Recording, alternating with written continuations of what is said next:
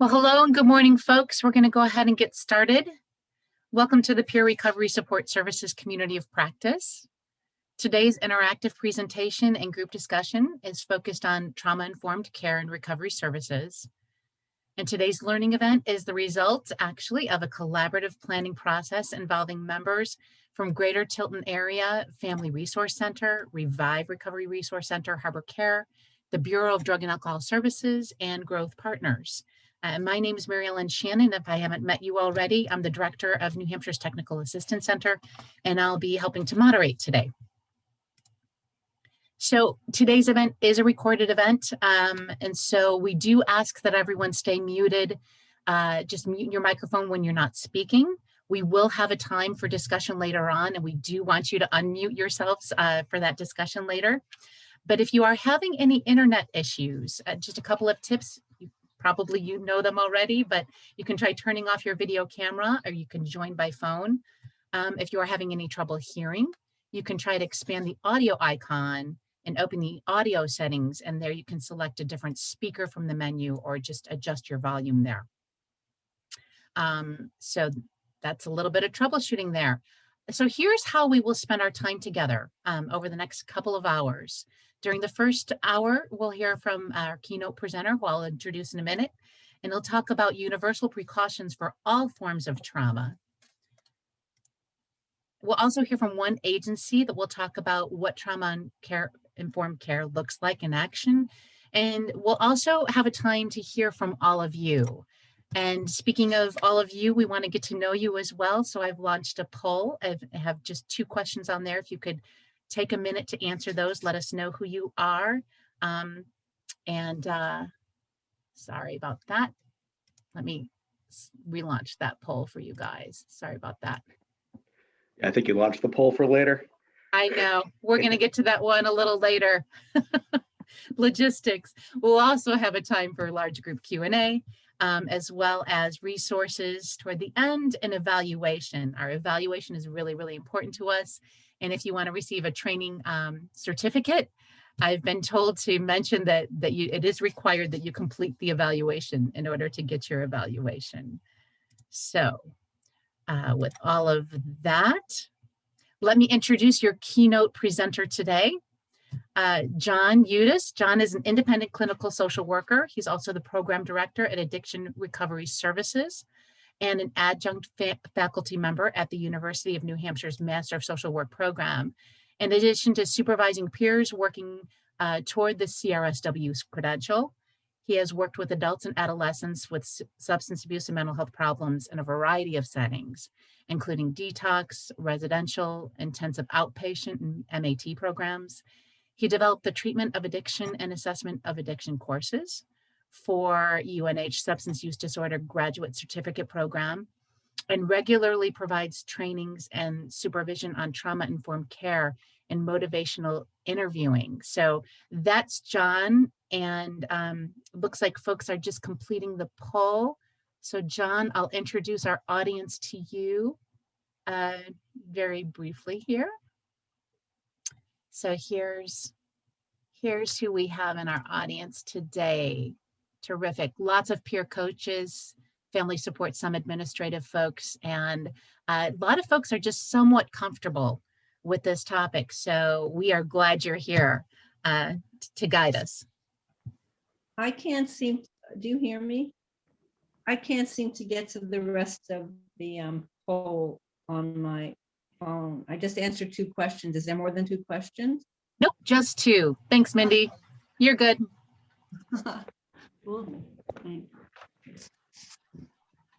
Okay. Okay, so John, you should be able to share your slides now. Great. Thanks for that introduction. Welcome, everybody. Glad you're here. Like Mary Ellen mentioned, my name is John Udis. I do all that stuff she said. And we're going to talk a little bit more about trauma-informed care today, hopefully in a way that does help people be more comfortable with it, because one of the ways that I like to talk about it is, less about the like broader programmatic parts of it and more about your lens as an individual and the bias and assumptions that you might bring to your interactions with people that can impact how trauma informed you're able to be. And so we'll get into more of that in a minute. I'm not a trauma expert per se. You know, I'm not like EMDR certified. I don't have like an extra certificate in trauma. But what I have been able to do is spend like the last 18 years listening to, I don't know, countless recovery stories from folks in, you know, IOP programs and various treatment centers, and even in recovery community centers now through my work with them. So that's been, you know, a privilege, and it's kind of helped me develop this understanding of being trauma informed as like an individual, which ultimately is really important, because even if your organization is operating from a really trauma informed standpoint, if the people who are part of that organization aren't fully bought into it or don't fully understand what that means, then it's obviously, it's not gonna, the mission isn't gonna be carried out as well. So some of the objectives for today are to expand the concept of kind of what constitutes trauma for an individual, find commonality for all human beings, teach strategies that provide care that is trauma informed, and just to give people a hint on that one. I mean, the biggest thing is using some of the motivational interviewing training that you probably got through recovery coaching, because that's a very unassuming, person-centered way to interact with people. And then we might spend a little bit of time on the key components and domains of trauma-informed care. That's kind of more like organizational, programmatic stuff, and it might depend a little bit on how much time we have. So anybody have any questions before we get started? All right, and there's going to be a couple points where I ask maybe for the audience to throw out some answers, which would be really helpful. I do enjoy like teaching in an engaged environment. It's a little bit more challenging if I have to talk the whole time. So like I said before, I'm not a huge trauma expert, so I did the sort of cliche thing of going to the dictionary to look up definitions. And so Merriam-Webster defines it as an injury such as a wound to living tissue caused by an extrinsic agent, which is bodily trauma, physical trauma, a disordered psychic or behavioral state resulting from severe mental or emotional stress or physical injury, which is probably what most people think about in this field when they hear trauma. You think of the things that cause maybe PTSD for people. You think of things that are obviously trauma, like combat trauma or chronic abuse and neglect, or witnessing someone getting injured badly or even killed. And so those are very clearly trauma. The tricky thing is that third definition, where it's very broadly described as an emotional upset. I believe it's important to look at trauma that way, because that accounts for any experience that someone that you're trying to support might be having. So the American Psychological Association also defined it as an emotional response to a terrible event like an accident, rape, or natural disaster. And so, the American Psychological Association is obviously a very important organization, but I don't really love that definition, because it is kind of like it's describing the things, again, that cause PTSD without accounting for things that are less severe that can still be pretty impactful in people's lives. The ACEs research, which is really important, and I think is going to be spoken about a little bit later, I don't get a ton into that, but one thing that I think is worth noting is last time that I checked the research, 61% of adults have at least one adverse childhood experience, meaning it's not an exceptional thing. Like, more people than not are going to have at least one of those. And that sort of speaks to the idea that trauma is a little bit more prevalent and even universal than maybe we thought. So finally, down at the end there, I think it helps to think of psychological trauma as a response to an event that a person finds highly stressful. And so what we find highly stressful from person to person is going to vary. So part of this is about brain development. And so there are things about, really complicated things about neuroscience that get talked about sometimes. But I like to point out a couple things that are like universal to how everybody's brain works. So one of those things is that any experience that we have has the potential to change the structure and function of your brain. A conversation that you have with somebody randomly, sometimes you remember it for whatever reason, and it kind of gets stuck in your head.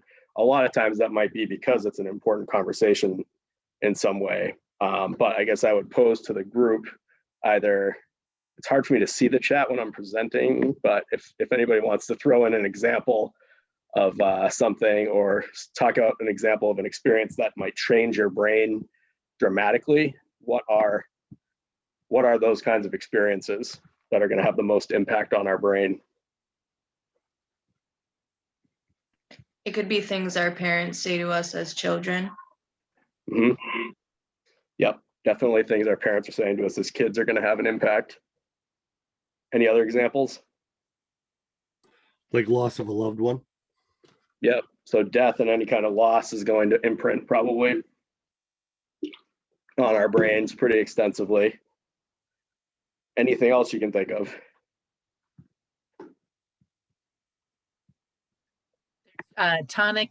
Toxic stress and chronic stress in the chat.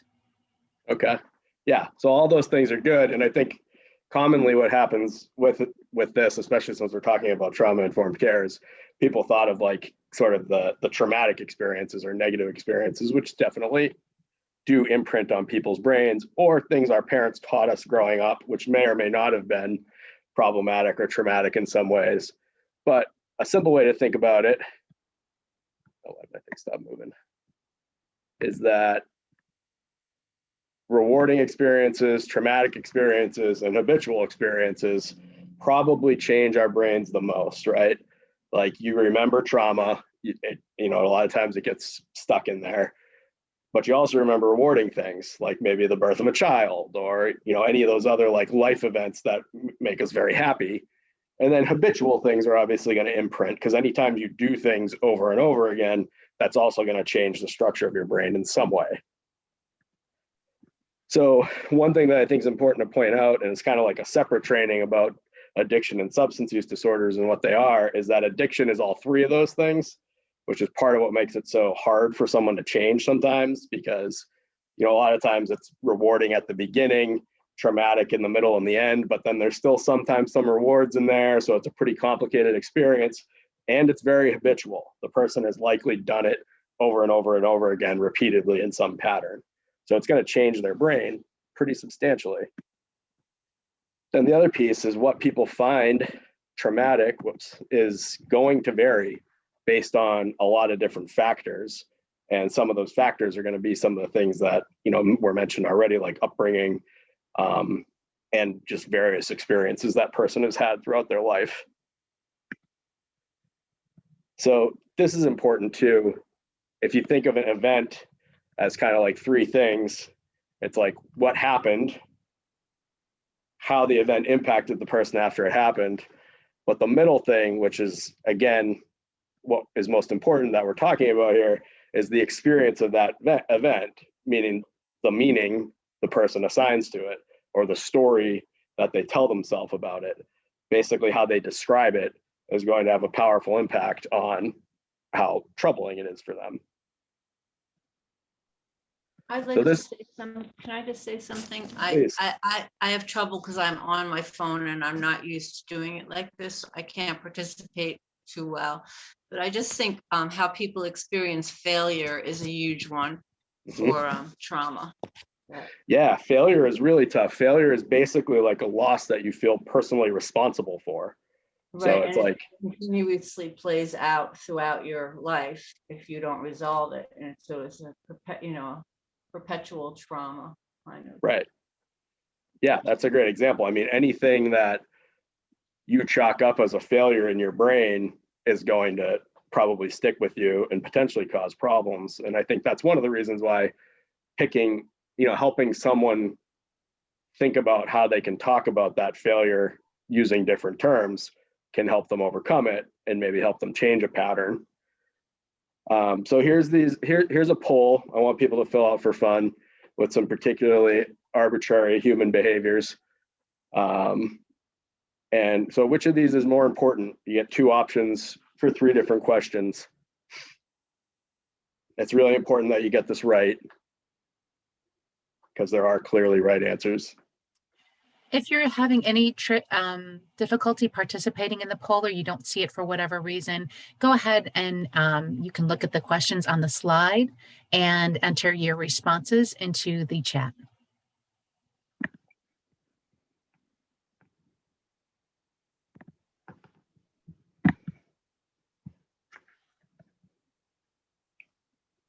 So I'll leave that up for another minute just in case. We've got about 70% of the folks that have voted so far. Okay, that's a good, for the purposes of this exercise, that's a good number outside. All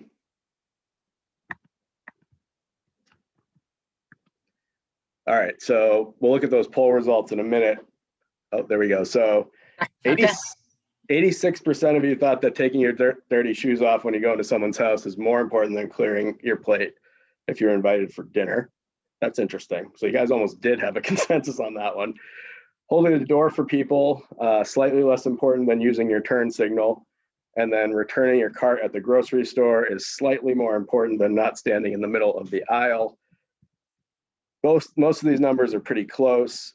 What does that tell you about how people perceive the world, do you think? We all have our own realities. Exactly. Exactly. So this is a triangle that gets used a lot in things like cognitive behavioral therapy, but I honestly think you don't have to go to therapy to understand this, and it can be a really useful thing. I encourage people to go to therapy. I've done boatloads of therapy. It can really help. But this is a good lens for us to like understand the world around us and how people respond to things. Your psyche is kind of built up of these three things: your beliefs, your behaviors, and your emotions. And beliefs are variant from human to human. Behaviors can also vary from person to person, but for the most part, emotions are a universal human experience, right? So whether or not it upsets me more personally when people stand in the middle of the aisle at a grocery store, I also don't like carts rolling around in the driveway, in the parking lot either. But regardless of my views on that, whatever makes you angry is something that everybody can relate to. It might be different things, but everyone can relate to that experience of anger, fear, sadness. And I think that when getting that that's a universal thing for human beings, it helps us to be more trauma informed, because you can validate somebody's experience of that situation, even if you don't agree with it. You can validate the emotional component of that, and that's being trauma informed. I sit across from people sometimes where internally my thought is, this is really not that big a deal, right? But that can't enter into my interaction with them, at least not at the beginning. I might help them kind of come to that conclusion gradually by talking with them about it. But if I give them the impression that I think that their emotion is silly about the situation, especially early on, they're probably not going to want to talk to me about anything, and they probably won't trust me. So I think this can help kind of make it so that you can be validating of anything that someone is sharing with you, even if you have separate beliefs from them. Happens all the time with religion and politics, right? Like people will be describing things that I vehemently don't agree with, but if they're someone that I'm serving and in the process of helping, that's not going to enter in the equation at all. And you can learn to kind of manage that by going back to the emotional component of it and remembering that you can always validate the underlying emotion. So kind of already touched on this, but all humans have internally beliefs and feelings, and then kind of like their external behaviors, which is how they engage in the environment. Sometimes our expectations that we have about ourselves and the world are outside of our conscious awareness and just show up in our behaviors. And if you take the time to kind of understand yourself a little bit more and what you learned from your past, it can help you also understand emotions, beliefs, and behaviors of others. So I'm going to stop share there for a second because I'm going to show you guys a TED Talk that I'll share, but I wanted to give a little example of that for myself personally. Briefly, I used to get really angry about being late for things, to the point where it could ruin experiences, right? Like if I was going to the movies with somebody and we weren't there before the preview started with popcorn, then I might like just kind of ruin the entire experience. And that was, 10, 15 years ago.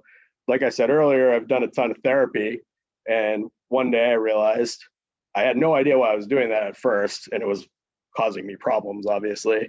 And then it came up, oh, when I was a kid, my dad would go out to the driveway like 15 minutes before we were supposed to go anywhere and sit in the car and get pissed at everybody who wasn't in the car yet. And he'd be beeping the horn, get in the car, he'd swear, stuff like that would be happening. And so as a kid, that creates fear, right? And a belief that if I'm late for stuff, terrible things are going to happen. Everyone's going to be upset, right? So I keep carrying that out as an adult until I realize like, okay, this is causing me a lot of problems, and, start to kind of retrain myself to think like, all right, people are late sometimes. It's not the end of the world, especially at a movie theater. Also helped me to develop better behaviors, right? Like if I need to go somewhere with somebody and it's really important to me, I can take the time beforehand to remind them of that a few times and say things like, this is going to be really important for me. So, let's make sure that we're getting ready and we're on time for it. But that process wasn't like, like I didn't just click a switch and change that. It took some effort, and it took some discomfort, and it took some learning over time. And that's how most change happens. So that's a part of this discussion too, that we'll touch on a little bit more later on. And my family, I use them a lot as examples of this stuff. They're not bad, they weren't a terrible family. That was just something that my dad learned probably when he was a kid, and it's getting carried out across time. So this is a TED Talk that kind of frames this conversation in a little bit different way. It's called The Danger of a Single Story. Some of you may have seen it before. Oh, you know what? I always do that. I didn't share my computer audio. Share computer sound. There we go. So we'll have a brief discussion after this video.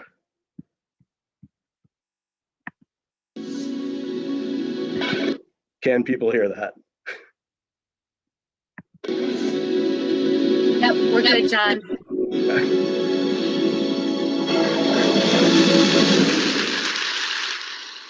I'm a storyteller, and I would like to tell you a few personal stories about what I like to call the danger of the single story. I grew up on a university campus in eastern Nigeria. My mother says that I started reading at the age of 2, although I think 4 is probably close to the truth. So I was an early reader, and what I read were British and American children's books. I was also an early writer. And when I began to write at about the age of 7, stories in pencil with crayon illustrations that my poor mother was obligated to read, I wrote exactly the kinds of stories I was reading. All my characters were white and blue-eyed. They played in the snow. They ate apples. And they talked a lot about the weather, how lovely it was that the sun had come out. Now, this despite the fact that I lived in Nigeria, I had never been outside Nigeria. We didn't have snow, we ate mangoes, and we never talked about the weather because there was no need to. My characters also drank a lot of ginger beer because the characters in the British books I read drank ginger beer. Never mind that I had no idea what ginger beer was. And for many years afterwards, I would have a desperate desire to taste ginger beer. But that is another story.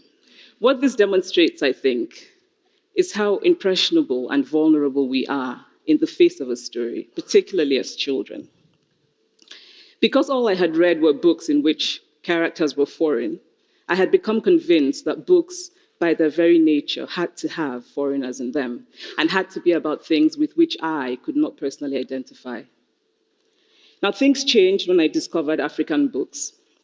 There weren't many of them available, and they weren't quite as easy to find as the foreign books. But because of writers like Chinua Achebe and Kamara Laye, I went through a mental shift in my perception of literature. I realized that people like me, girls with skin the color of chocolate, whose kinky hair could not form ponytails could also exist in literature. I started to write about things I recognized. Now, I loved those American and British books I read. They stirred my imagination, they opened up new worlds for me. But the unintended consequence was that I did not know that people like me could exist in literature. So what the discovery of African writers did for me was this. It saved me from having a single story of what books are. I come from a conventional middle-class Nigerian family. My father was a professor. My mother was an administrator. And so we had, as was the norm, living domestic help who would often come from nearby rural villages. So the year I turned 8, we got a new houseboy. His name was Fide. The only thing my mother told us about him was that his family was very poor. My mother sent yams and rice and our old clothes to his family. And when I didn't finish my dinner, my mother would say, "Finish your food. Don't you know people like Fide's family have nothing?" So I felt enormous pity for Fide's family. Then one Saturday, we went to his village to visit. And his mother showed us a beautifully patterned basket made of dyed raffia that his brother had made. I was startled. It had not occurred to me that anybody in his family could actually make something. All I had heard about them was how poor they were, so that it had become impossible for me to see them as anything else but poor. Their poverty was my single story of them. Years later, I thought about this when I left Nigeria to go to university in the United States. I was 19. My American roommate was shocked by me. She asked where I had learned to speak English so well and was confused when I said that Nigeria happened to have English as its official language. She asked if she could listen to what she called my tribal music and was consequently very disappointed when I produced my tape of Mariah Carey. She assumed that I did not know how to use a stove. What struck me was this. She had felt sorry for me even before she saw me. Her default position toward me as an African was a kind of patronizing, well-meaning pity. My roommate had a single story of Africa, a single story of catastrophe. In this single story, there was no possibility of Africans being similar to her in any way, no possibility of feelings more complex than pity, no possibility of a connection as human equals. I must say that before I went to the US, I didn't consciously identify as African. But in the US, whenever Africa came up, people turned to me, never mind that I knew nothing about places like Namibia.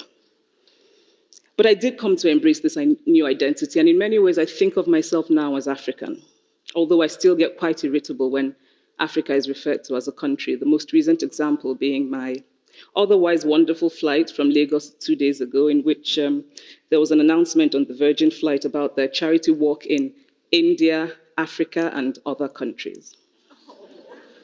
So after I had spent some years in the US as an African, I began to understand my roommate's response to me. If I had not grown up in Nigeria, and if all I knew about Africa were from popular images, I too would think that Africa was a place of beautiful landscapes, beautiful animals, and incomprehensible people fighting senseless wars, dying of poverty and AIDS, unable to speak for themselves, and waiting to be saved by a kind white foreigner. I would see Africans in the same way that I, as a child, had seen Fide's family. This single story of Africa ultimately comes, I think, from Western literature. Now, here's a quote from the writing of a London merchant called John Locke, who sailed to West Africa in 1561 and kept a fascinating account of his voyage. After referring to the Black Africans as beasts who have no houses, he writes, "They are also people without heads, having their mouths and eyes in their breasts." Now, I've laughed every time I've read this, and one must admire the imagination of John Locke.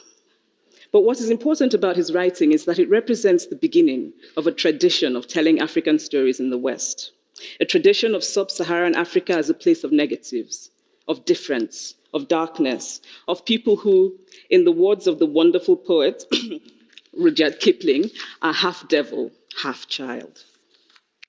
And so I began to realize that my American roommate must have, throughout her life, seen and heard different versions of this single story. As had a professor who once told me that my novel was not authentically African. Now, I was quite willing to contend that there were a number of things wrong with the novel, that it had failed in a number of places, but I had not quite imagined that it had failed at achieving something called African authenticity. In fact, I did not know what African authenticity was. The professor told me that my characters were too much like him, an educated and middle-class man. My characters drove cars. They were not starving. Therefore, they were not authentically African. But I must quickly add that I too am just as guilty on the question of the single story. A few years ago, I visited Mexico from the US. The political climate in the US at the time was tense, and there were debates going on about immigration. And as often happens in America, immigration became synonymous with Mexicans. There were endless stories of Mexicans as people who were fleecing the healthcare system, sneaking across the border, being arrested at the border, that sort of thing. I remember walking around on my first day in Guadalajara, watching the people going to work, rolling up tortillas in the marketplace, smoking, laughing. I remember first feeling slight surprise, and then I was overwhelmed with shame. I realized that I had been so immersed in the media coverage of Mexicans that they had become one thing in my mind, the abject immigrant. I had bought into the single story of Mexicans, and I could not have been more ashamed of myself. So that is how to create a single story. Show a people as one thing, as only one thing, over and over again, and that is what they become. It is impossible to talk about the single story without talking about power. There is a word, an Igbo word, that I think about whenever I think about the power structures of the world, and it is nkali. It's a noun that loosely translates to be greater than another. Like our economic and political worlds, stories too are defined by the principle of nkali. How they are told, who tells them, when they are told, how many stories are told, are really dependent on power. Power is the ability not just to tell the story of another person, but to make it the definitive story of that person. The Palestinian poet Mourid Barghouti writes that if you want to dispossess a people, the simplest way to do it is to tell their story and to start with secondly. Start the story with the arrows of the Native Americans and not with the arrival of the British, and you have an entirely different story. Start the story with the failure of the African state and not with the colonial creation of the African state, and you have an entirely different story. I recently spoke at a university where a student told me that it was such a shame that Nigerian men were physical abusers like the father character in my novel. I told him that I had just read a novel called American Psycho, and that it was such a shame that young Americans were serial murderers. Now,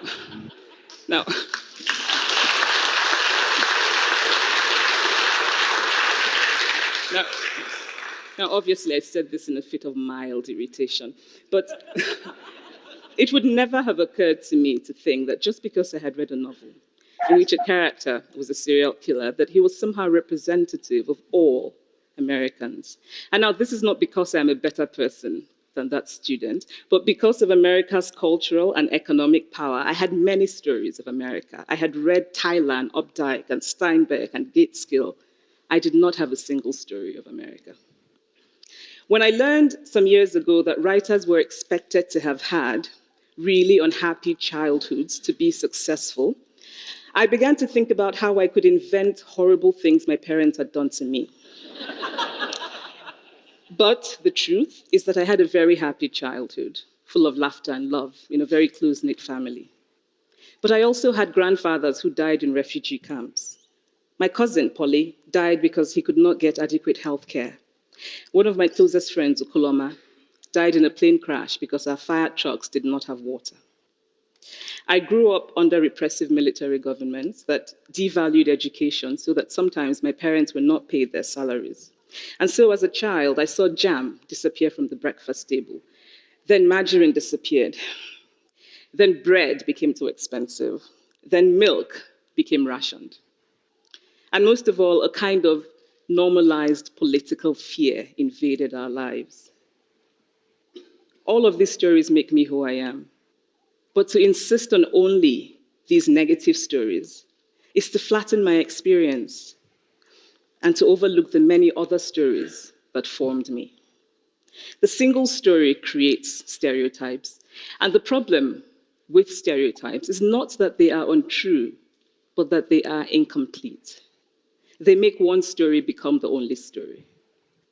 Of course, Africa is a continent full of catastrophes, the immense ones, such as the horrific rapes in Congo, and depressing ones, such as the fact that 5,000 people apply for one job vacancy in Nigeria.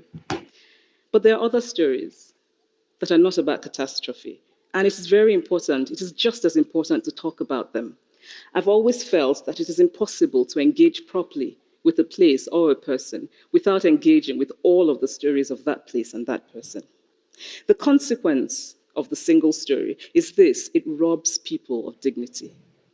It makes our recognition of our equal humanity difficult. It emphasizes how we are different rather than how we are similar. So what if before my Mexican trip, I had followed the immigration debate from both sides, the US and the Mexican? What if my mother had told us that Fide's family was poor and hardworking?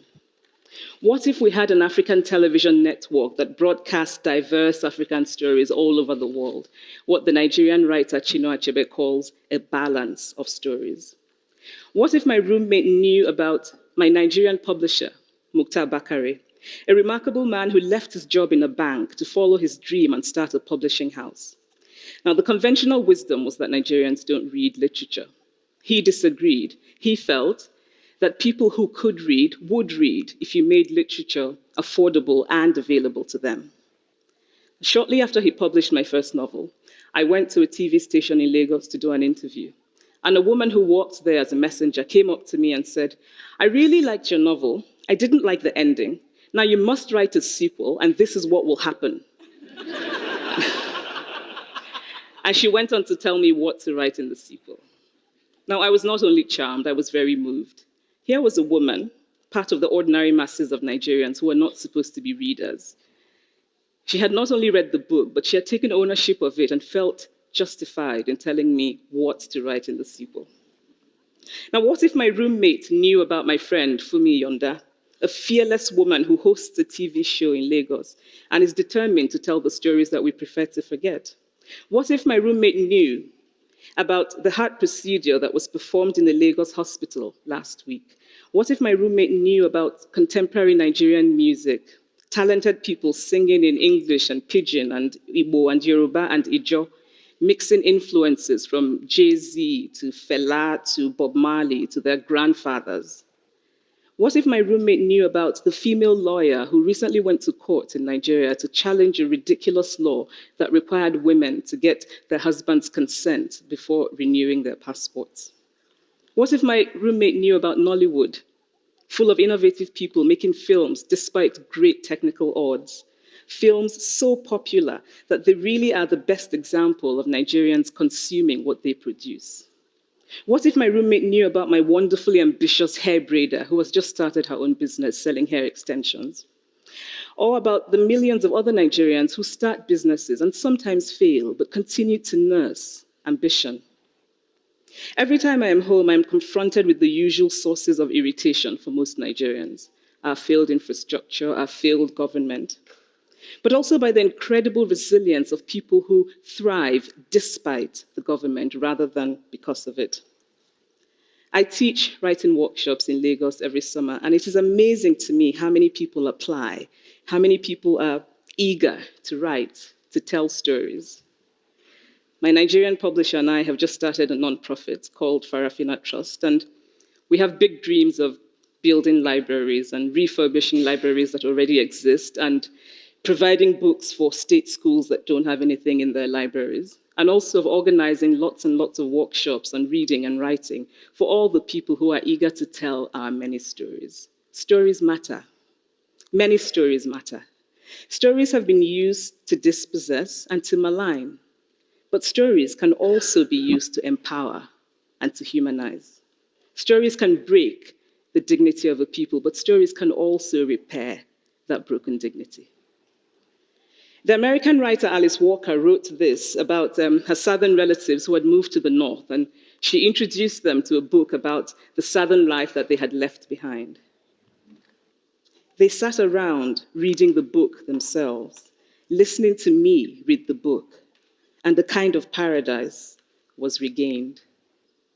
I would like to end with this thought, that when we reject the single story, when we realize that there is never a single story about any place, we regain a kind of paradise. Thank you.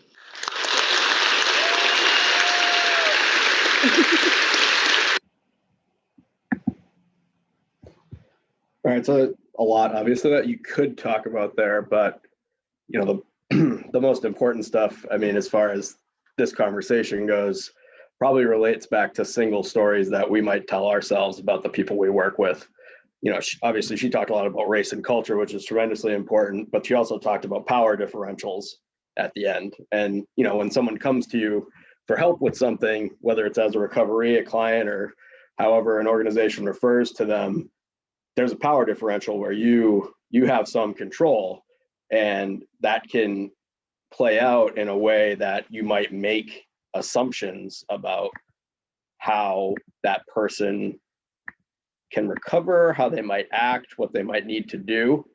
And so what I wanted to kind of have a discussion about was what kinds of single stories do people tell themselves about people in recovery or people who have an addiction? So to apply trauma-informed care to substance use disorders, we need to abandon common assumptions or single stories about addiction. What is recovery? How do people recover from SUD or substance use problems? And what are the most common assumptions people make about addiction and how people need to recover?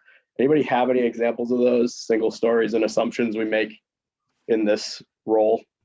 So, John, I would say that the first, one of the big things is the only way to recover is through the 12 steps. I think that's a big thing that I hear a lot with people that come through the center. Yep, that's a common one, definitely. Any others that people have heard commonly or maybe even said themselves at one point? I think, John, effort's a big one. A lot of people think people aren't putting in effort, and that they have a lot more control over their situation or SUD than they actually do. Yeah, like they're not trying hard enough. Sometimes that can tie into how important they think it is in the bottom conversation, right? Like maybe they haven't hit bottom yet, so they're not trying hard enough. I was going to just share a few that are in the chat. Opiate use starts from prescription drug use is one. They can just quit. Yep. Single story, one always has addiction, meaning they are not able to return to normal or moderate use of some substances. That's a hard one. Yep. And that abstinence is the only thing that defines recovery. Yep. Yeah. And so, like I said at the beginning, I've had the benefit and privilege of talking to so many people that have kind of dealt with this over time that I know that those things aren't true. There might be, likelihoods involved and probability in some of them, but they're not the single story. So those are kind of like the common examples I like to think of. There's nothing you can do for them until they hit their bottom. Addicts are powerless and need our expertise to save them. If someone isn't using but doesn't have a program or a 12-step program, sort of like Josh said, it's just a matter of time before they pick back up. MAT meds are not real recovery, or even psychiatric meds are a problem. That's another really challenging one for the field. Someone with any substance use disorder must abstain from all illicit substances. You're either an addict or alcoholic or you aren't. That's a really challenging one, which kind of feeds into the abstinence idea. No one recovers without treatment of the 12 steps. Only 1 in 10 of you are going to make it, which is a really unfortunate thing that I hear people say gets said to them still. And in order to begin treatment, someone must abstain to benefit. We very commonly start IOP services with people who are not abstinent, and sometimes not even close to abstinent. And I think it's important to be able to try to work with those folks. So a couple more points about like being trauma informed. It would help to kind of continue to shift your thinking from the medical or disease model to this interactional model with the environment, which sort of treats substance use or thinks of it almost like a relationship or an attachment. I think that when you use the analogy of a relationship, people sort of get that and they relate to it a lot of times. And even family members sometimes will start to understand, oh, I get it a little bit more now. Like they have an emotional attachment to what they're doing. It doesn't mean it's any easier for me to accept sometimes, but there's a parallel there. Try to focus on strengths, hope, and resiliency instead of the problem or pathology.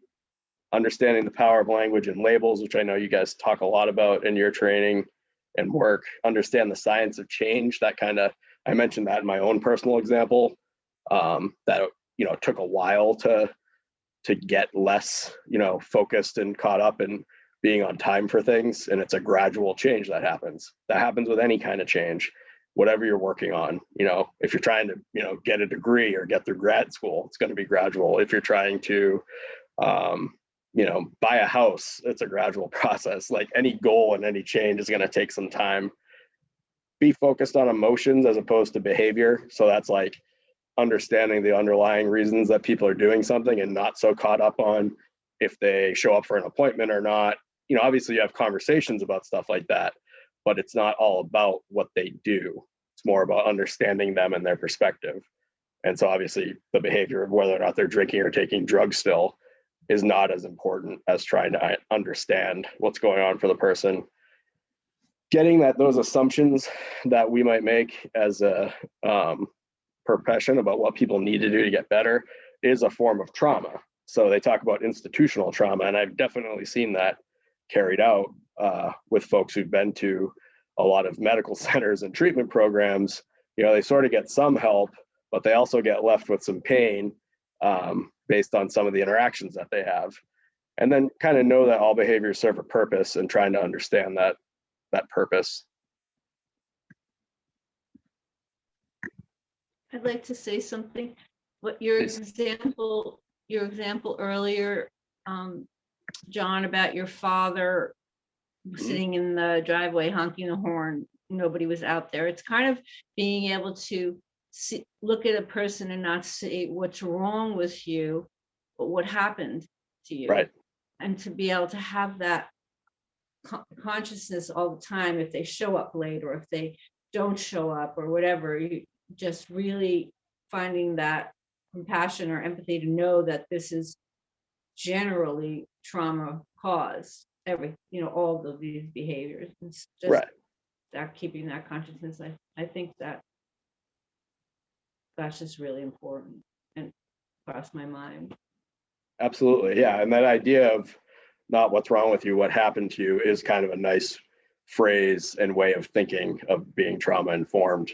I'm glad you mentioned that. And I think part of the challenge is, right, even I struggled with the idea, like, you know, was that trauma? Because people think of PTSD and things that are really substantial. And so if you start to compare things that you've been through, like obviously that wasn't as severe of going, you know, I've never been to war, but it's still, you know, it's still imprinted on my brain and resulted in some behaviors. And that's kind of the part where you're like understanding an underlying situation and not comparing it to what someone else has been through. You know, another good one that comes up, another big one that comes up is because I know a lot of folks that I've worked with have, you know, used MAT meds, you know, whatever, inappropriately or not as prescribed. And that contributes to that idea of that's what everyone's going to do with them.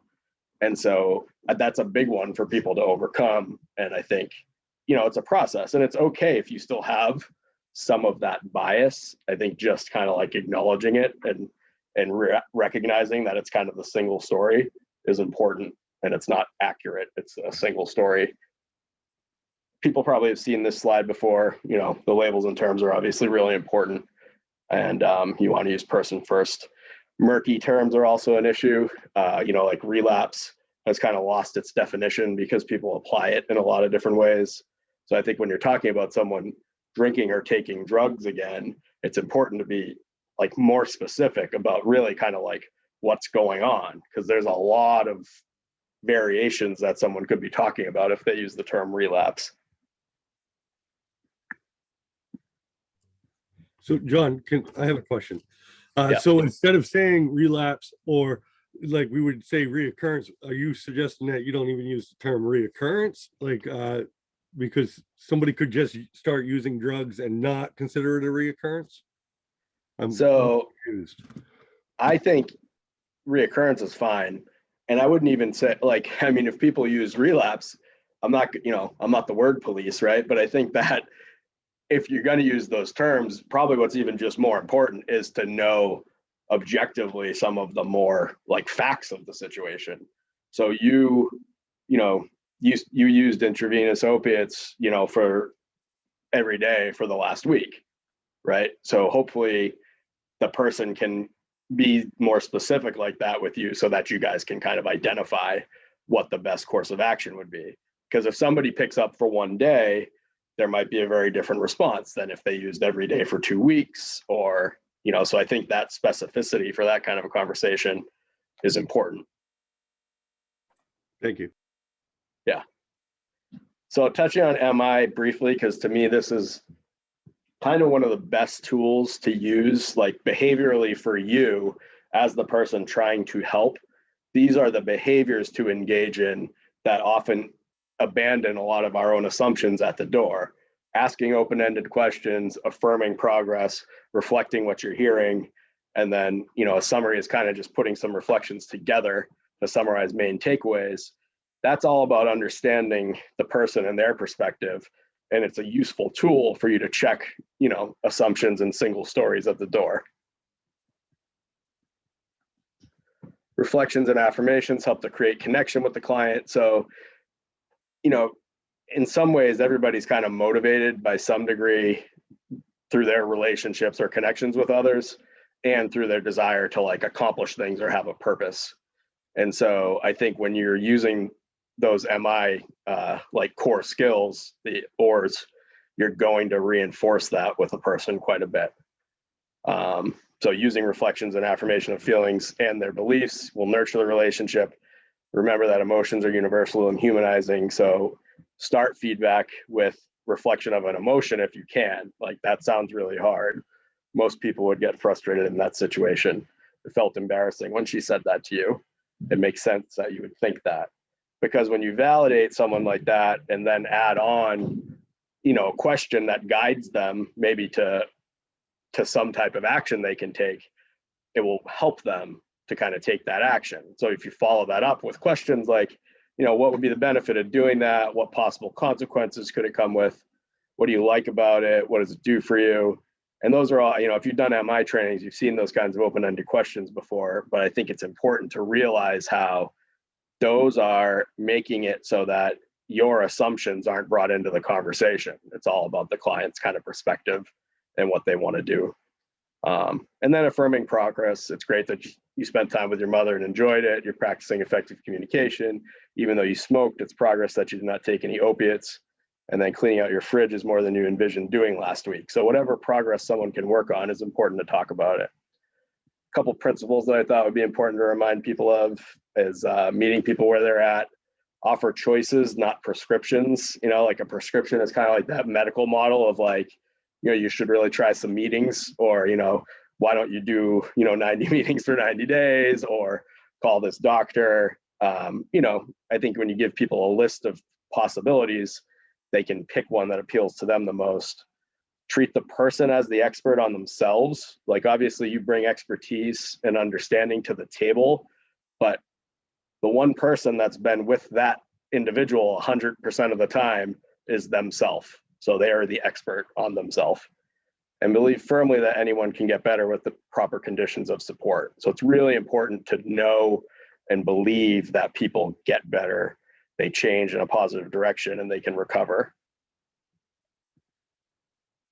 That I can maybe just summarize. I mean, that speaks to what I just said. I guess actually, when this is a study, and when basically when the counselors thought they had really motivated clients, they then treated them that way, and they ended up having better results.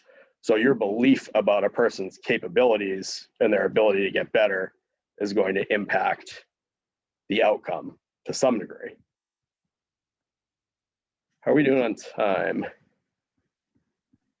You're doing great, John. Take your time. Okay. It's pretty much that, those are that's kind of, I almost wish I had ended with that, but these are important things to talk about too. When they talk about being trauma informed, the other environmental things to take account of, like I said at the beginning, I wanted to spend a lot of time on like our individual lens and how we interact with people, because the individuals in the organization and the relationships are going to be really important.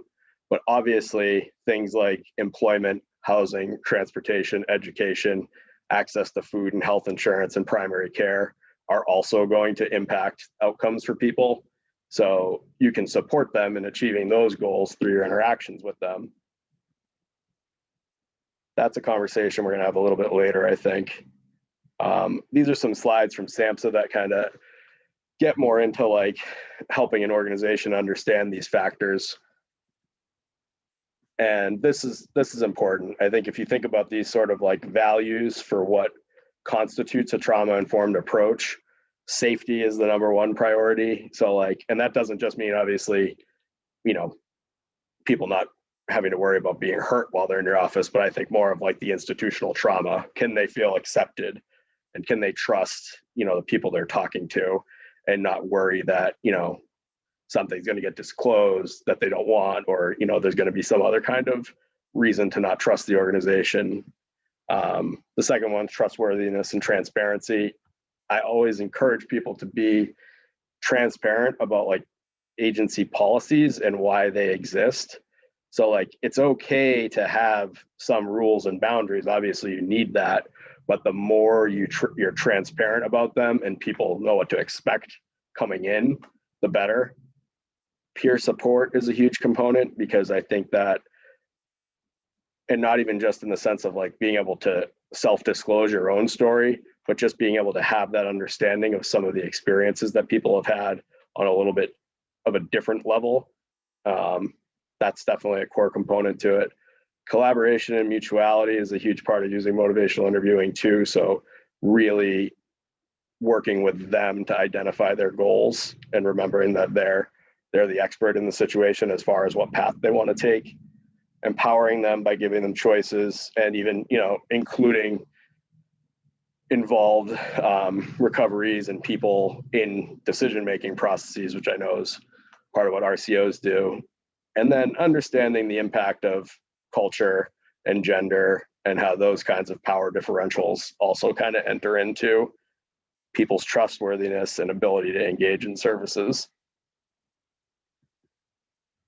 So that is kind of it. Oh, I did throw this slide in here. I do not a good job about talking about our service a lot of times, but we do a really, good job at being trauma informed and supporting people where they're at. And right now we're doing our services on telehealth, but when we're back in person, that's usually in Salem and on the Seacoast. So we have an office in Greenland, New Hampshire, and an office in Salem, New Hampshire. So that's kind of it for my presentation. I know there were some questions that you were going to use to have more of a conversation. And I wish you could see the chat, John, because really there's a lot of comments, a lot of interaction with what you've been saying. And, comments like nobody likes to be shit on, and just it's really resonating, I think, with a lot of folks. And I do, and I think we will have a lot of actually questions and some comments for you. So folks, please be thinking about what your questions are, and encourage you to enter them into the chat at any point in time. But just to give just another, to elaborate, I think our intention is always to elaborate and kind of expand on the keynote presenter and then engage in discussion so that folks can figure out how to apply this content to their own circumstances, their own lives, your own work. That's the goal of every community of practice. So here to share just a little bit of an example of what trauma-informed care looks like within an organization or an agency. I would like to invite Nikki Haas to share a little bit about their ACEs program. And I'll share my screen here for you, Nikki. Perfect. Thank you so much, Mary Ellen. Yeah. Hi, everyone. I'm Nikki Haas. I am the program manager at Revive Recovery Center. Can everyone hear me okay, by the way? Sound great.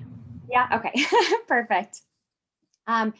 So, you know, John covered it a little bit about ACEs. And so I'm not going to do a very deep dive just because I am not an ACEs expert, but I have been fortunate enough to be part of our team at Revive Recovery Center, our ACEs crisis team here in Nashua.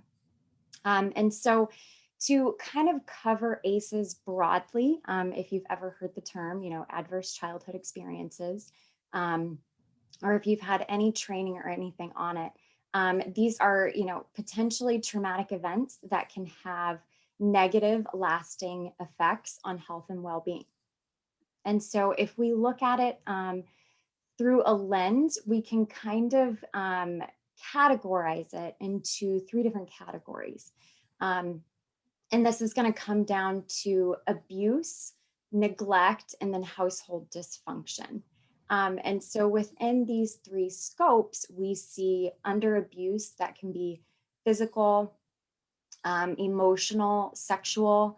Under neglect, that can be physical or emotional. And then under household dysfunction, that can look like a mother being treated violently.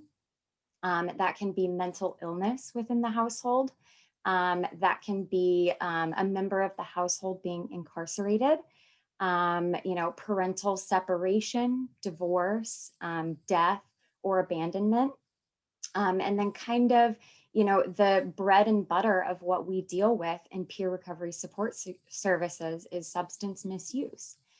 And so John brought up the statistic of 61% of, you know, individuals have at least one ACE. And so to take a little bit of a deeper dive into that, extensive studies show that as the number of ACEs increases, so does the risk of negative health outcomes later in life. And so some of the data shows that individuals with an ACEs score of 4 are 7 times more likely to end up with an alcohol use disorder. And then individuals with an ACEs score of 6 are 46 times more likely to use IV substances in their lifetime. And so when we kind of look at what we can do as a community or as a recovery community organization, we look at the intervention. And so how do we change or shift this conversation from individual responsibility to community solutions?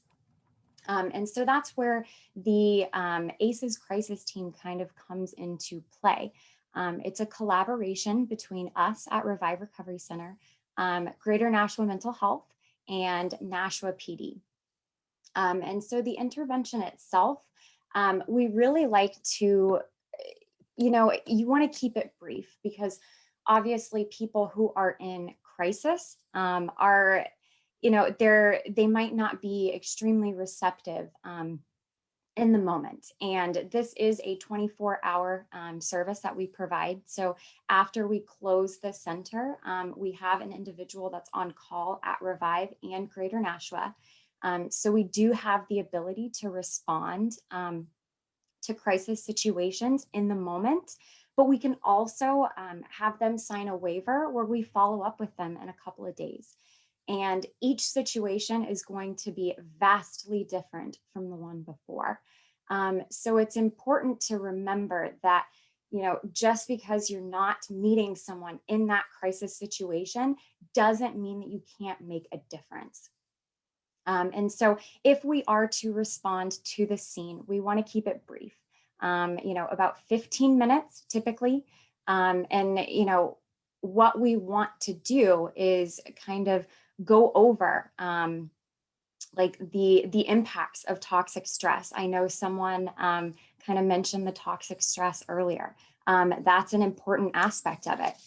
And, you know, Revive's role is to meet either with the parent or any adult within the situation and connect them with substance use disorder treatment services or community services or family services to help them get, you know, what they need.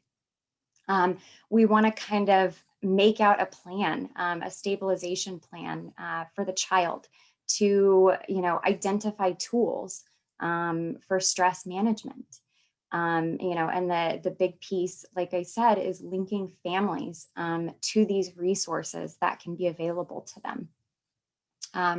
And then the biggest piece of this is that follow-up, that, you know, whether they're willing to schedule something with you in the moment or not, is letting them know that you're going to follow up with them, and that accountability piece, and letting them know that you're there and that you care and this is what you're here to do. You're not a police officer. You're not someone who's going to get them in trouble. You're simply there to add the support that they need in order to be successful. The child has the resources, you know, with Greater Nashua Mental Health. They can schedule appointments with them and have sessions with them. So the model that we kind of use in these interventions is what we call the SAFER model. And so what that stands for and what we do is to stabilize the situation, acknowledge the event and the reactions in the event. And so the important piece to this is staying away from the why and the how, and focusing more on the who, what, and the when of the situation. We want to facilitate understanding and normalization and make it known that, you know, encouraging the expression of these big, difficult emotions and helping them learn these coping skills is important. You know, trauma and dealing with trauma is not this big, dirty thing that we shouldn't, you know, mention or bring up or try to help them with coping skills that we know. It's something that, you know, they are going to have these big emotions. They are going to have things that they feel, and letting them know that, you know, it's okay to express that. It's okay to feel this is, you know, primarily why we are there. And then encouraging effective coping skills. And then the recovery and the referral.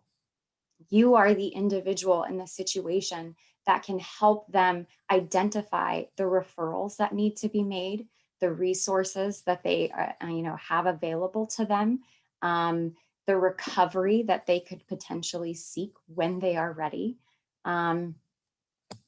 And then, you know, this kind of brings us full circle to what John was talking about earlier, that trauma-informed approach, and, you know, having the trauma-informed systems of care, you know, the safety, the trustworthiness and transparency, that collaboration piece, the empowerment, the voice and choice, the resilience and the strengths-based. And one of the big pieces in our experience is the trauma-informed training and approach for first responders. You know, if anyone is thinking about starting one of these programs in their community, I can't encourage it enough that you get your first responders involved. You get their buy-in. You let them know who, when they arrive on the scene, who are they referring these people to? Because that's important, helping them understand that you know what you're doing. you know what you're talking about, you know how to help these individuals. Because if they don't know that, I mean, I think we can all admit that we would be wary to, refer someone to individuals that we don't know. And so helping these first responders get access to the trainings that they need in order to be successful could be the difference between them handling a situation properly or improperly, them being the barrier to access to, someone who might have sought those resources had the approach been proper. And so that's really all I have to kind of say and talk about our organization's personal experience with it. And if you guys have any questions, feel free to ask or reach out. Terrific. Thank you, Nikki. And I think it's your kind of really concrete example of just one way that trauma-informed care, one program area, what it looks like for just kind of, in one agency. So many options, so many possibilities. I see there's a question in the chat that's come up that says, this looks like a great response, great program for children, but what about adults? What about those when these kinds of things manifest themselves in adults? And so I'm wondering, and I'll kind of throw that out to the group, as there, what about what services are there? What kind of program ideas or how would folks respond to that? And John, I don't know if you're still with us, if you want to give an example. And then also Mia, you mentioned the ACERT program, and I know Michelle Lennon, you might be in the crowd too. And I wonder if you guys might talk just a minute about that as well. Do you want me to take that, Mia? Sure. So we look at ACERT a little bit differently because for us, we work with the PDs in Tilton, Sambuton, Northfield, and we're smaller than like the Manchesters or the Nashuas, so we actually work within a protective factors framework. So we actually do most of the work with the adults actually. And we do the same kind of referral system that Nicole was talking about. And we actually work with the chiefs to require all of their PD to take the trauma-informed training with Cassie Ackley actually, and paid them, each department actually to do that because we figured it was the only way we could get the buy-in to require it. For us, it was like a backdoor way to get trauma-informed training in to the departments for a good reason, because I think our first responders very often are burning out in our communities that are seeing people overdose multiple times. I mean, we've seen less of that with the Narcan that we've made available locally on the ground, but we still see it as an issue. Getting to a place of working with the adults is really what we want to do, because we know if we have healthy adults in the home, then we have healthier children. So when we look at things that we do, we offer support in a very empathetic way. So it's very strength-based. We offer choice. I think John had mentioned that's like a very key thing, so that we're not being prescriptive. We're not saying you have to do this, because traditionally that's how parents and people in recovery have been treated by justice systems, by child protective services. It's like, you need to do this checklist. You have to go to meetings. You have to go do volunteer work. You have to go do your UAs. It's been very prescriptive in the past. Sometimes people are signing on to programs, I think like drug court and things like that, where they choose that rigidity. And I have to sometimes remind some of our participants, well, you've chosen this pathway. So now we have to follow it, and it is prescriptive, but that's what you signed on for. So we need to support that. And if you need other things to support your recovery in the background, then let's add them. Doesn't mean it's the only thing you have to do. It just means, you signed on to this program. That's what you have to do for this program. So we try to make sure that we're still offering choices, even if, within systems, choice isn't necessarily an option for some things. We look at predictability, because we do take an approach that trauma is widespread and that We can assume that everybody walking in our doors has experienced some form of trauma. And so we like to make sure that people know in advance what to expect about things, because not everybody likes surprises, especially if they've experienced some type of incident type trauma. We also like to talk about perspective, because we also find that people who have experienced a lot of trauma in the background sometimes have a very colored view of how they see different experiences and different interactions with the world that may have a different perspective that they haven't seen. So we ask a lot of questions using motivational interviewing, as John mentioned, to try to bring perspective sometimes to situations. We try to offer space for people to calm down. I have shared the story of someone who's in recovery for 5 years. When I first started working with her, she told me to get the F out of her house, that she wasn't going to talk to one more person about her stuff. 3 visits later, and 5 years later, like, she still is in my life, as a recovery that comes for services when she needs them, because she just knows we're a safe resource. We offer space to kind of recalibrate and take things out of our vocabulary, like you're overreacting. Like we try not to use any kind of language that is value laden when we're working with our recoveries. And so when we talk about an ACERT program, it is about making sure, the child's safe and that the family's getting resources, but we're really looking at all of those different things that recovery coaches do, the social determinants of health, trying not to get stuck or let somebody be defined by those adverse childhood experiences they may have experienced as a child that is now informing their current situation in adulthood. And when we see the connections, I hate the word risk factors, but having those substance using adults in the home or somebody that's in recovery. I mean, my family's been one of them. Some of you guys know that. But looking at the protective factors and how can we grow them to displace the things that are hard for families. So that's kind of like our adverse childhood experience response team. We don't deploy, we don't use these kind of technical clinical language things that we know are very off-putting to families that have been involved with child protective services.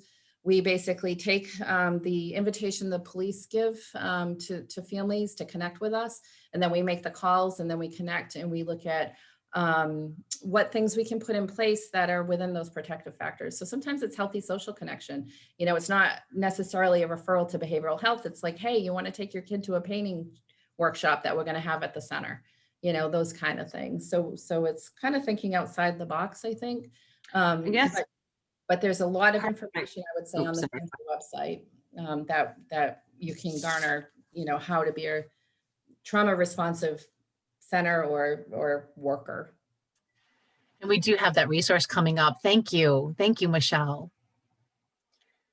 And Mia, it looks like you've got another kind of just a tag on to Michelle's information, that the door usually opens when dealing with the children, when the parents feel the comfort and trust from us after the call, and it allows us to work with the whole family for whatever the needs are. So that's my question, though, is about if you have an adult who has experienced the ACEs of childhood, and they have the toxic stress, and now they have the health problems. How do you help that adult turn those problems around? Because you're talking long-term health issues with PTSD and CPTSD. How do you help that adult take their ACEs and kind of back out of that stuff? Great question. John, are you still with us? Yeah. You have thoughts on this one? Yeah, I think it is very challenging, right? Because some of those things are may take a while to resolve, and also do depend on the goals of the individual. And again, that's not to say, I think it was Drew who mentioned earlier that, people assume someone's not motivated to change or whatever, but it is to say that they kind of, they play a big part in choosing, who they're going to talk to and what they're going to do about it. So I think that for us working with them, I don't have a solution, but part of it is doing the things that people have kind of referenced about, like taking your time, meeting them where they're at. I mean, if something is more urgent medically, then you can maybe put a little bit more emphasis on that. But still the person is kind of needing to choose, what path they're going to take to get help. So there's not ideal programs and settings for folks who have some really complicated issues sometimes, which is a big flaw in the system, unfortunately. And I totally get that frustration. And I think the one thing you can offer them is what we've been talking about this morning, doing your best to stay engaged in an empathic, supportive way. And one of the things that both the programs talked about a little bit was, giving some space and just reaching out to people in a non-intrusive way, but at regular intervals, so that they know you're still kind of thinking about them and there's still an opportunity there for them to take a service.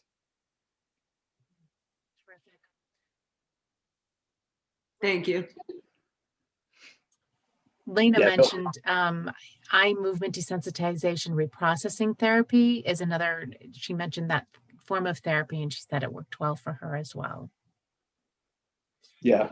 EMDR is a specific kind of like treatment for like trauma and PTSD, which can work really well for some people if they choose to engage in it. Wow. Jody, did we fully answer your question? Yeah, I think so. Thank you so much. Thank you for raising it. Really, really good discussion.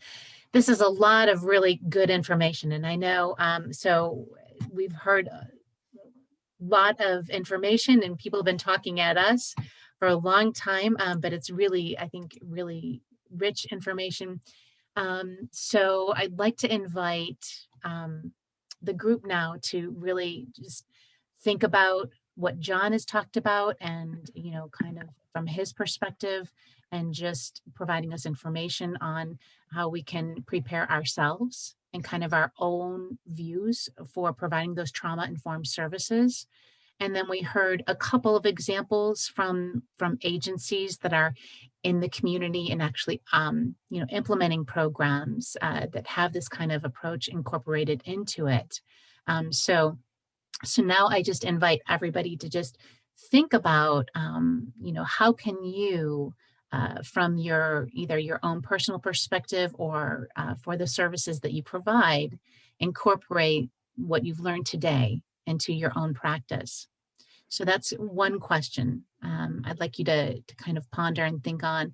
And then the other question is, if you think about that and it seems like the challenges and being able to incorporate this are kind of insurmountable, just if you wouldn't mind sharing, what you envision some of those challenges being, so we can get that out and begin to explore how to kind of make this information meaningful for our own practice.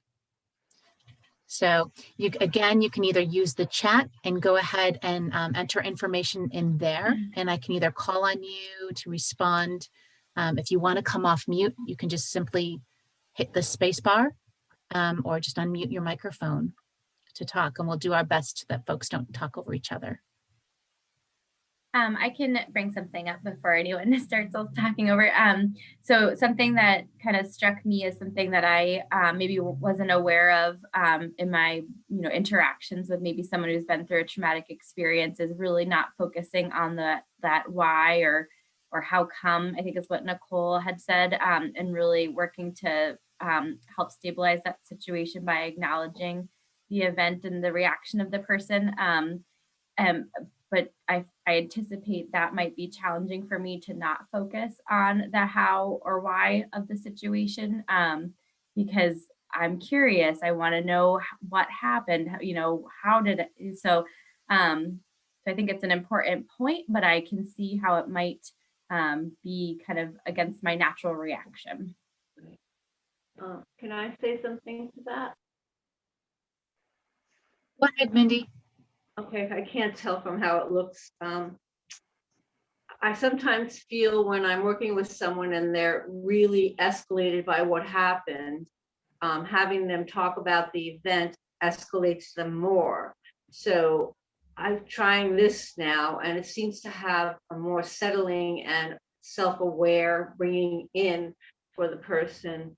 I say, how are you feeling? What are you feeling right now? Just check into your feelings. And then to try to like feel what in the event, what happened. So honoring the event, but not having them, because it gets all jumbled and when they're still all like fight or flighty or freaked out. To just, try to focus on the part of the event that's most in your mind right now, like what is affecting you the most, to try to bring them in.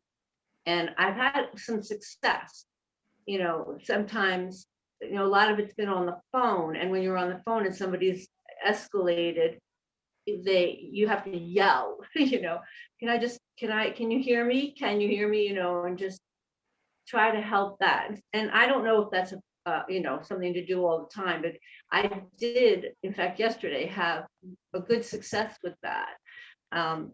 The other thing I just wanted to bring up people to think about and maybe answer to is bringing this into group work.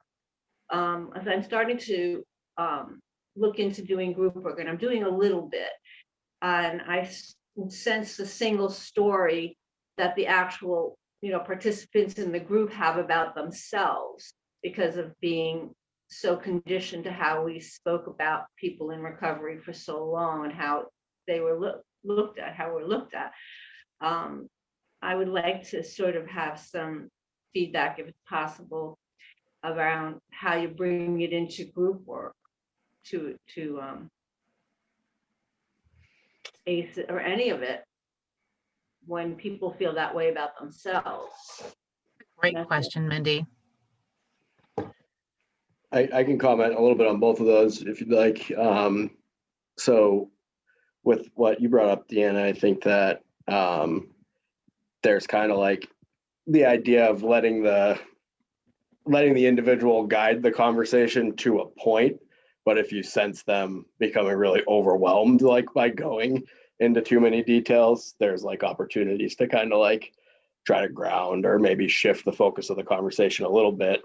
And, again, I feel like a broken record sometimes based on how much I believe in motivational interviewing and use it, but I would use, questions maybe to steer them a little bit in a certain direction, to try to get them maybe thinking about something a little bit different if you sense that they're becoming really overwhelmed. It's kind of like a co-regulation thing. I mean, I wouldn't use that term with them, but it's like, I see sometimes for people who have, not had a ton of experiences with this, if you get escalated or as escalated as the client, or even like a little bit less escalated than the person, it's obviously going to potentially feed into it. So just trying to take a really kind of like grounded approach yourself can help. And if they want to talk about some details, you don't have to tell them they can't, but you also just want to be mindful of the emotional like amount they're bringing to the conversation. And then as far as group work goes, I think that the way to try to help somebody shift from a single story is kind of providing them some of the other stories. And so sometimes I almost feel like it's almost like you're trying to implant new ideas into people's brains in a way, but like talking about the reality that people recover, it can take time. There's a reason why people repeat treatment so much. It's because learning is a process. It's not because you have some kind of character defect. It's because changing your brain and learning something new can take repetitive attempts. Sort of like on the slide that I talked about with universal brain development, habits are formed through repetition. And that's one of the things that can imprint on your brain. But yeah, it might take multiple times through treatment in order to get down the things that you need to get down to get to the point that you want to be, whatever that is. So I would try. Just allowing the person to realize they're in a process and they have the right to be in a process. Yep. If that makes sense. Yeah, and with a group, sometimes you can leverage other folks. I mean, there might be some folks in there who do have other stories, right? And can maybe help to also remind their co-members that it's not necessarily only the way that they're seeing it right now. Right, asking the group to ask what they feel, what is this provoking, and then do they have something to say, to water it down a little. Yeah, and inviting their perspective into it, because it might be a little different. Yeah, or else it becomes a big commiseration, you know. Maybe, but if that happens, you can then try to, respond to Yeah, that if you need to. I'll stop, Yeah. I'll stop. Thank you. I wish Zoom should really make it easier to see the chat while you're presenting. And I don't know if it's something I'm doing wrong, but there was a lot of great stuff in the chat. And somebody asked about secondary trauma techniques to help ourselves not to burn out, which is certainly important. And that's really kind of dependent on the individual and what your needs are. But I think if like talking to supervisors, processing through how your interactions go and what kind of impact they have on you when you hear the people you're working with going through some of the things they're going through is one of the things you can do. But then also taking breaks from work and doing things that you really enjoy when you're not at work, and trying not to bring work home with you are also some kind of simple ways or obvious ways to try to manage secondary trauma.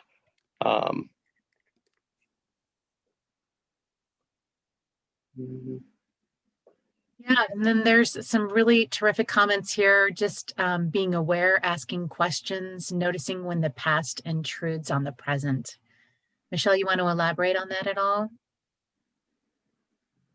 Oh, just again, like I go back to that motivational interviewing, that sometimes people can work themselves up because they start telling a repeated story in their head, but they could be safe. You know, that this could have happened so much earlier in their life, but they're feeling unsafe in the present. And sometimes just asking those questions, but are you safe right now? You know, and just to kind of do that kind of recalibrating, you know, because I think of, you know, a lot of the stuff it can be obvious that there's a higher level of care needed than a recovery coach or a peer recovery support worker. And we can see that, but we're also left with the person bleeding in front of us sometimes. So it's like, sometimes we, you know, get them to, you know, settle down by asking some of those questions, but do you feel safe now? Or you know, kind of getting away from the specifics of whatever that trauma is and just calling it what it is. You've been through a trauma, you know, I don't need to know the details really, you know, and really that's for your counselor to unpack with you, you know, but what can I do to support your recovery right now? You know, is just getting back to those basics. Yeah, that's a really good refocusing the conversation kind of question. And I think like sometimes I'll say to people, you know, again, depending on the intensity of the emotion that they're having, I'll say, you know, I noticed that you bring this up a lot. What impact do you think that's having on you? As a really kind of like simple way to maybe raise insight about how they could be kind of consistently almost like re-traumatizing themselves in some way. But I think you're right, for recovery coach, it can definitely be useful to have questions you can ask that just kind of bring the conversation back to like, what can we do to support your recovery right now?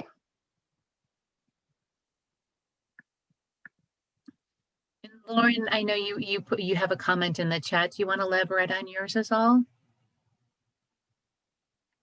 I actually heard this from somebody through school about how, sorry, it's really echoey. But if like you approach a situation of like what is wrong with the person, instead of thinking of like what happened to you or like who hurt you to make you feel this way or to react that way, I feel personally is a better way to help someone than assume that it's all them and all their fault and that they made all those choices, just because like it's not fair to assume when you don't know the whole story.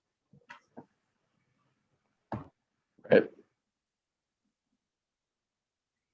Yeah, I think that's kind of almost like the internal belief that we all need to kind of remember, as like the person has a whole set of past experiences that are influencing what they're doing right now. And it's not personal to me, you know, it's not,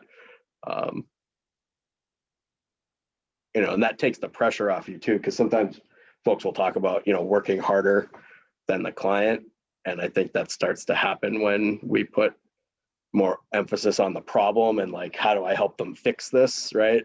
So that can be real. That's actually a good self-care thing too, to make it so there's not so much pressure in the interaction. Anybody else want to share about their plans for kind of using this information in their own practice, or have any challenges they want to talk through?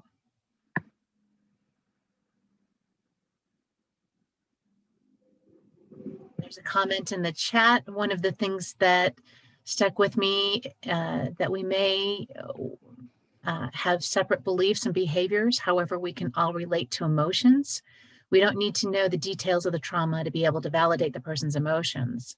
One challenge I imagine is trying to stay in my lane, because there are some things that should be between the client and their counselor. Great observation. Yeah. Another comment, although the person may not have addressed something, they have survived it and have some strengths, which should be acknowledged. Right. And I also think that in comment about staying in your lane is really important. So one of the things I think recovery people who are working as peers can always do is also help people to kind of deal with the emotion in the moment. If the trauma was triggered and they're escalating, how can you bring that down? So just very simple things, coping skills that they can come up with, or in the moment asking them just to take some deep breaths and breathe with them, so that they feel connected. And then once that comes down, talk a little bit more about how can you deal with in the moment when you're triggered by that trauma, and let the trauma work with the counselor. But if they're in a job interview and something happens and they get triggered, they need to know how to bring it down right now. It's not the time to deal with the trauma. It's the time to deal with how do I function and move forward out of this in the moment.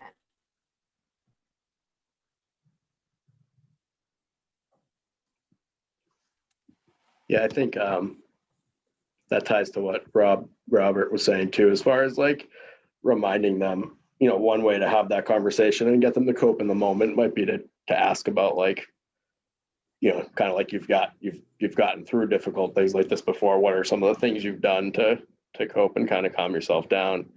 But definitely, Lindy, like you said too, simple breathing, having them take deep breaths with you, even just for like 30 seconds, could kind of ground them back into the room.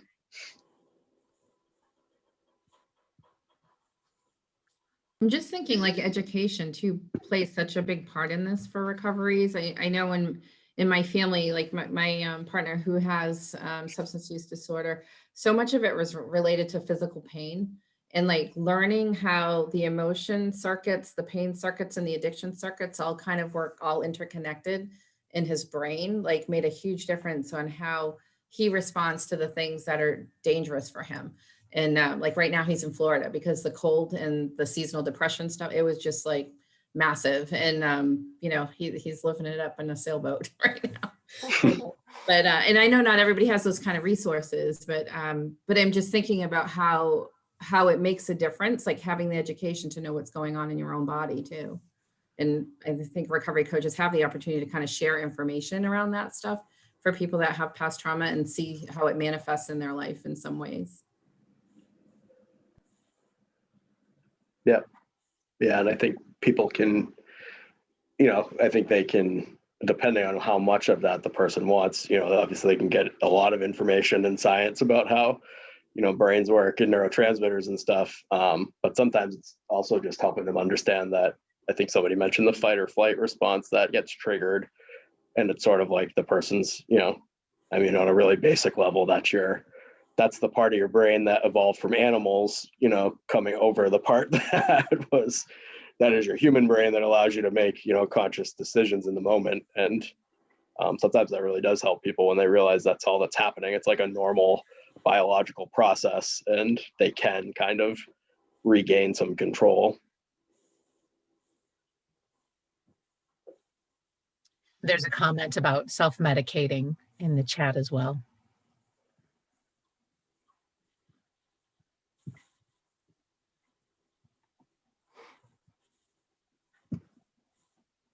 Yeah, I think that self-medicating is sort of a more, I think a little bit more universal way to think about what, why people might be drinking or using drugs. They're trying to medicate all the things we're talking about right now, whatever those past experiences might have been.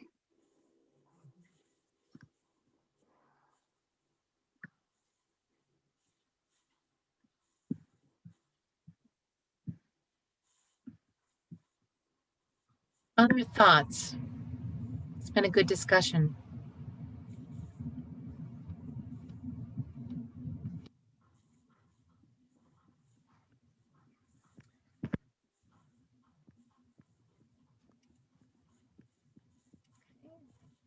I know we've had, go ahead, John. I was just gonna say really quick, I realize that I talk really fast and I can learn some things from how others presented information. No, it was all good, all good. I'm wondering, I know it's been great. Thank you for staying on this meeting with us and for engaging in this discussion. I think it's been extremely, extremely useful. And I'm wondering if folks, do they have any just general questions about the topic, or just kind of switching gears in our discussion? If you've got something very specific you want to ask that's just maybe even not related to your own work, your own experience, but just about the topic, for either, Nikki or Michelle or John and the information that they've presented on.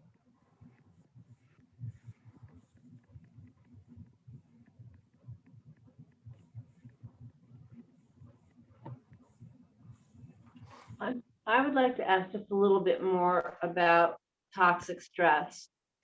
Because that a little bit more about what whoever said it was referring to, because I think of that as like environmental and repetitive stress, like maybe through life or from when they were a child, or they're living in a stressful situation. Is there more to what you would say toxic stress is? I would think of toxic stress as kind of like more of like chronic potential trauma, in the sense that it's something that someone is kind of like maybe being repeatedly exposed to, or they have to kind of contend with on like a daily basis, or at least like in regular frequencies. And that does different things than, an event, like a traumatic event that might be a singular event. So I think sometimes that type of toxic stress can be a little bit more challenging, depending on what the person's situation is and how many resources they might have to change that situation. For a child, it can be really difficult, which is why it was great to hear about the programs, the ACERT programs for children, because obviously the power differential for kids is going to be different, and they don't have as many ways to escape certain situations if they're happening. So programs like that definitely play a huge role. Right, so even like peer pressure kinds of things for kids is considered toxic stress. Mhm. That seems to be pretty vast. It's really making me think, because that really affects your thinking of the person, and they carrying it. They could be just, their thoughts could be just toxic stress too. So right, yeah. I think as peers though, like as peers or as recovery coaches or CRSWs, family support workers, like if we really look at resiliency though, and recognize that anything we can do to mitigate stress in the home is going to improve resiliency, that we can still do something about it. When we talk about, interventions, like they can be just as small as going to coffee with somebody to get them out of their environment. Like it doesn't have to be huge, because I go back to resiliency and how skills of resiliency can be learned. How do we help somebody communicate better? How do we be the cheerleader in the background as they're going through a recovery plan? How do we reduce an issue with transportation, or help stabilize housing so that chronic stress gets reduced? Yeah. I Excellent, think it excellent. also goes back to some of the things that both John and Nikki were talking about with regard to pointing out progress that people are making, showing, because when you point out progress, what you're really telling them is you do have more control over what you're doing and you're learning how to use that. So it's empowerment, it's progress, it's always coming back to the recovery and resiliency over the trauma, you know, so not discounting trauma, but always ending with messaging that's more about recovery and resiliency that helps people basically see some light at the end of the tunnel and know that they're walking down that tunnel to get there, and that progress is really important to point out, because folks who've lived with a lot of toxic stress or a lot of trauma really tend not to see their own progress until somebody points it out, because they're not perfect yet. And there's that black-white thinking that goes on often. So Great point. That's a great point. Okay. Well, lots, again, some really great comments in the chat, and lots of thank you, John, and thank you, Michelle and Nicole, everybody. I'll go ahead and move into our resource section, and we'll start to close out the meeting.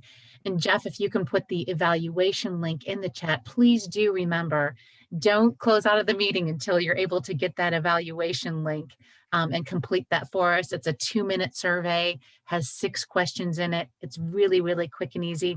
You want to make sure you complete that in order to get your certificate of participation for today.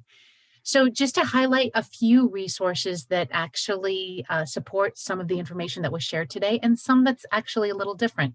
This first resource comes from the National Council for Behavioral Health, and this is just kind of a one-stop shop, and it's filled with research and information on this topic. It has links to contact specific trainers, subject matter experts, video clips, has examples of what trauma-informed care looks like within, what that expertise looks like within organizations, has a self-assessment tool that you can take to kind of assess your organization and if they have this kind of approach in place. It has infographics, recorded trainings, presentations, and more, and includes some links to some of the sources that John used in his presentation as well. So that's definitely worth checking out.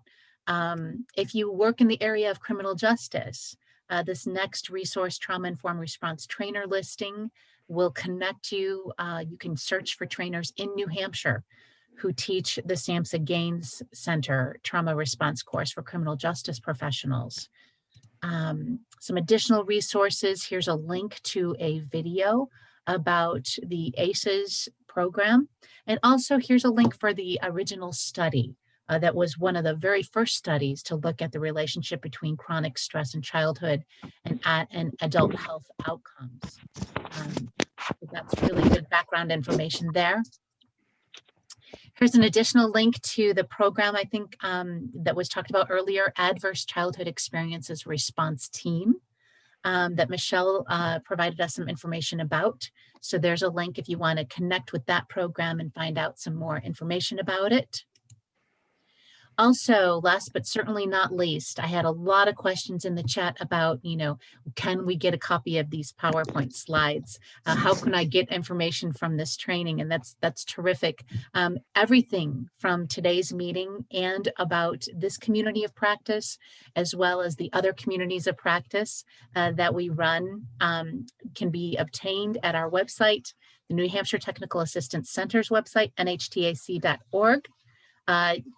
We'll have a recorded copy of this meeting. We'll have the PowerPoints. We'll also have resources that the presenters have shared with us available for download on that website. Give us a few days to get it up there. So if you give us about 2 or 3 days, we'll have that all ready for you. You can also request technical assistance there. There's a simple form, just a few questions. If you'd like some more in-depth technical assistance on this topic or something else unrelated to this in your work, in your profession. You can also register for upcoming COP meetings and events. We will provide certificates for your participation today, Again, you need to complete the evaluation. I see Jeff has put that in the chat. So that evaluation link is available there for you. The next meeting is coming up on May 12th. So mark your calendar, save the date from 10:30 to 12:30. We'll meet again. The topic there will be on parenting and family issues in recovery. So if there is a particular concern or a topic that you'd really like to see addressed in this area, if you could just mention that topic on question 6 in the evaluation. It'll ask you for your ideas for this and future community of practices. And so we invite you to provide your ideas there, and especially as it relates to this topic or other topics in the future that you'd really like to see addressed in this community of practice. So it looks like we're going to end a little bit early today, which is fine. Here is again the link to the evaluation, and I'll leave this slide up here for a few minutes. And I'll just invite, I don't know, Cheryl or Lindy or Lena, do you have any final comments that you want to mention? Mary Ellen, I'd like you just to mention about signing up for the Google group. So through the community of practice, absolutely. Yes.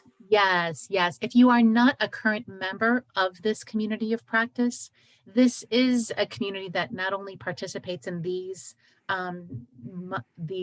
really kind of every other month events, but can communicate with each other on a regular basis through Google Groups. We have a way of communicating by email with each other. So if you haven't already signed up, please again, do visit that nhtac.org website. And we have a link there. You can just click on it, asks you just a few questions, and you can sign up. That way we can make sure that you're on our community of practice membership list and can receive all the communication from the folks in the group. Thanks for that reminder, Lindy. Any other final comments?